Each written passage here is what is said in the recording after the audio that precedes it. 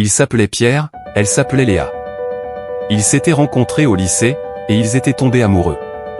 Ils étaient inséparables, et ils se promettaient de rester ensemble pour toujours.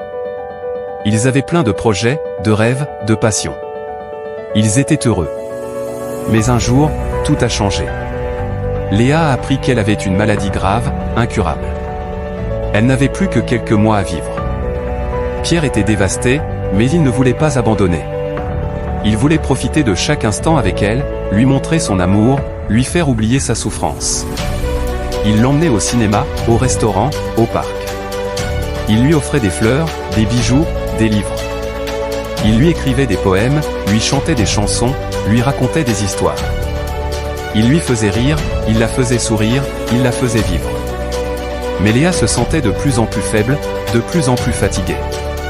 Elle savait que son temps était compté, et elle voulait dire adieu à Pierre.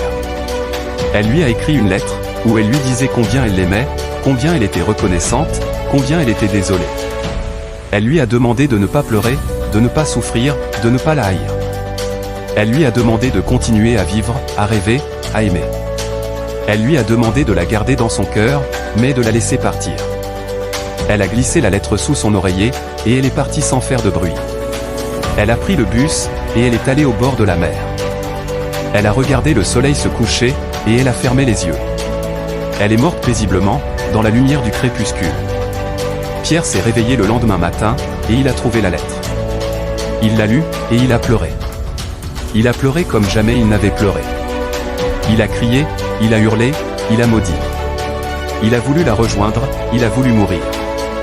Mais il a pensé à sa promesse, il a pensé à son sourire. Il a décidé de lui obéir, il a décidé de vivre. Il a gardé la lettre, et il l'a relue chaque jour. Il faut savoir apprécier chaque moment avec ceux qu'on aime parce que la vie est courte et imprévisible.